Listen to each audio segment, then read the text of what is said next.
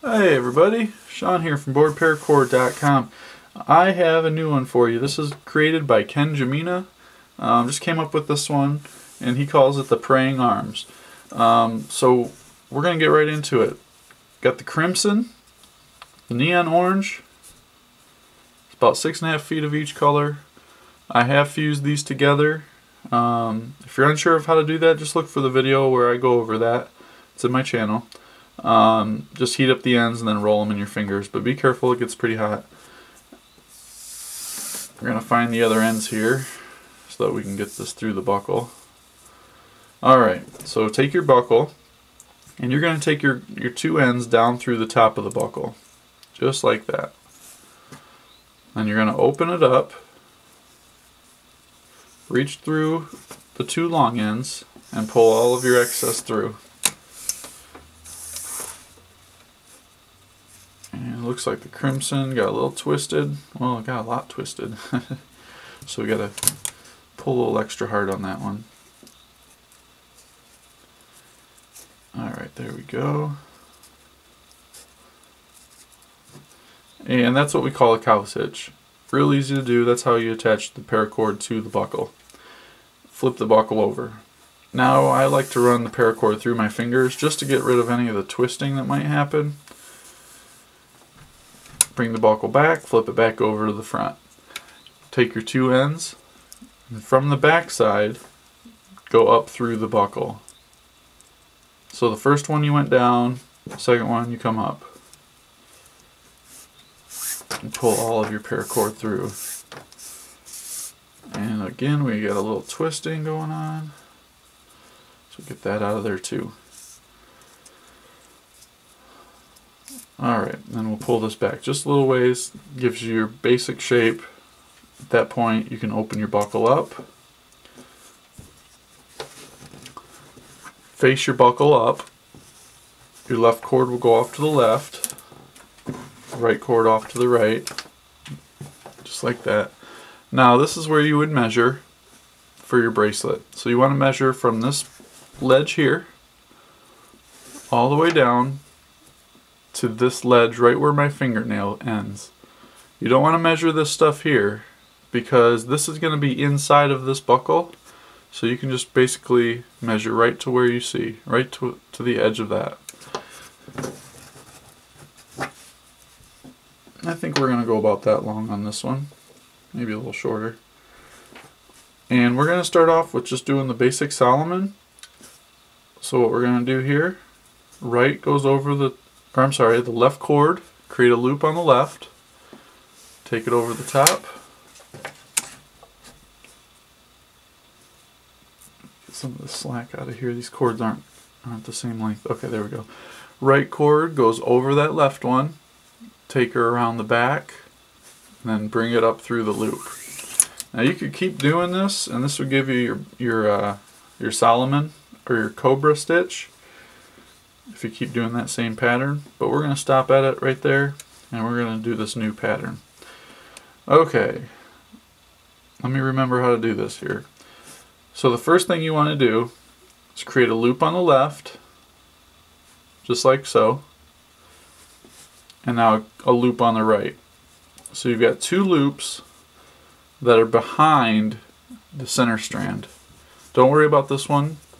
We're just doing these loops, so let me zoom in on this for you, just so you can see. You got the loop, and remember this is going behind the two center strands. This cord here, this crimson, is going to be working only behind. This one never comes in front. The orange one, however, does come in front. So that's how you keep everything together. So the first step that we need to do, I'll keep it right about there, I think. The first thing we do after that is you're going to take your orange. You're going to go underneath the first loop, over the center. So we're over the center now. Just like that. So you basically looped around this loop here. And hold everything together. And then go down through the left loop. Pull it through.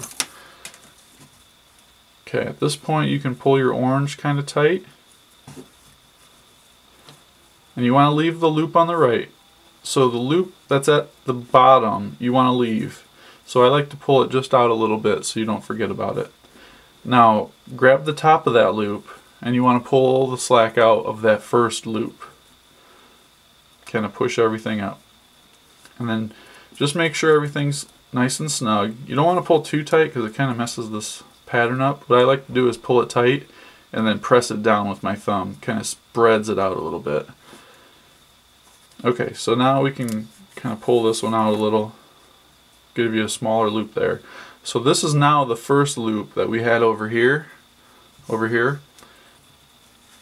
we're going to create our second loop.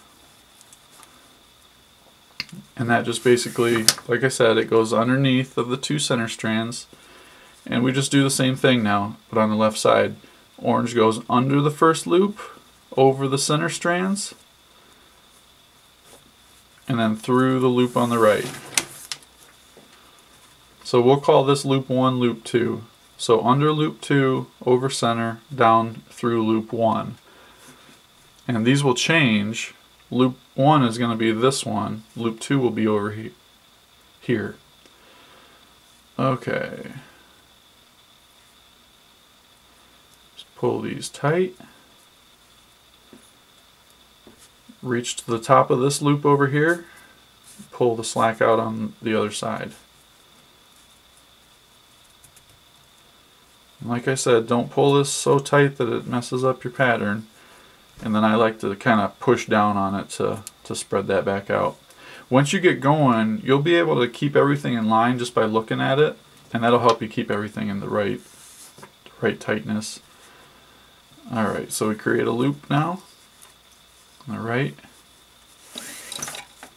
Take her off to the left. And I like to hold it right there. Finger holding it. Thumb holding it. Under the loop on the right. Whatever side you have this orange color coming off, that's the loop you go under. Cross over the center, keep everything together, and then go through the loop on the left.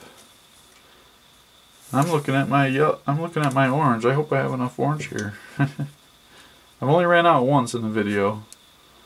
Kind of embarrassing. Some people gave me some grief over that one. Let's see here. We're going to pull through to tighten that loop up. Let me get this orange one first. It's kind of important to do the orange one first. See, we kind of messed up this loop here. Well, we didn't, I did. Alright, so we'll pull that tight. Pull some slack out of that one and create another loop. So I'm going to do this last one here, and then I'm going to cut away and then finish her up. So we're on the left side, so we go under the left loop. Cross over the middle, down through the right loop. Reach over. Oh, tighten up the orange one first. There we go. And then we're going to reach over to the other loop, the first loop, or I'm sorry, the second loop, and pull this loop out. Tighten it up. You want to keep these in line with the next one. Just want to keep it as consistent as you can. The way you do it is you just look at the previous step to see where that one's at and line it up with that one. And hopefully when you get to the end, they're all in a nice line. Alright, I think I'm going to do one more because this one's a little tricky. So we'll create a loop on the right, take her off to the left.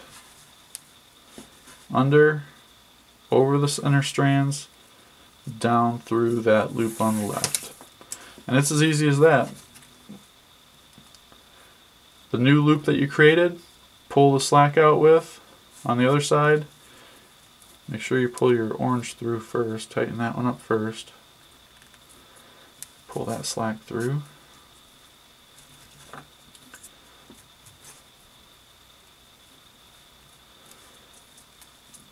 There we go. Okay, I'm going to cut away and I'll be back. So I was afraid of this. I think I mentioned it before in the video. I ran out of paracord. Only the second time out of, I don't know, 140, 150 videos I've done. It's only the second time I've run out. I honestly didn't think I'd use that much paracord. I used 6.5 feet of each color. And this isn't very long either. So if you plan on doing this, make sure you use a good amount of paracord. This is about 9 inches. So, I don't know. I would say for a 9-inch bracelet, use about 8 or 9 feet of each color. This is really going to hold a lot of paracord. Great for somebody who wants to have a lot of paracord on their wrist. I will show you how to finish it though. The orange is basically just going to come out and you're going to cut it right where it's at. But because of this loop, what you're going to have to do first, cut your orange, lock that one in place so that this one can't go anywhere. And then you're just going to pull the loop through just like that. And you're going to cut that right there. So real basic, real easy. What I think I can do here is I'm just going to cut this and seal it up. And I'll show you another thing too. If you run out of paracord, there's something that you can do to still make it look decent. That there. Okay, so that locks the orange in place. Now we're going to lock this crimson in place.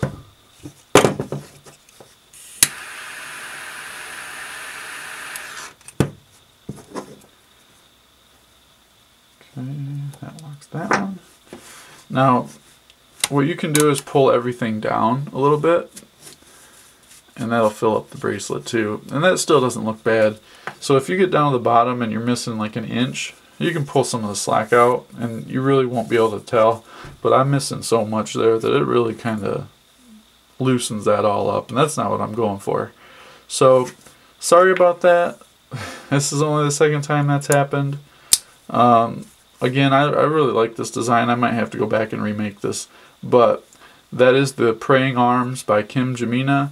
And sorry, or did I say Kim? Ken Jamina. Sorry, Ken. That probably won't happen again. So, anyways, thanks for watching. Don't forget to check out our Facebook group. It's facebook.com/groups/paracordon. Over 3,000 members now. We just hit 3,000, so we're going strong. Until next time, though, you know how to do it. Paracord on.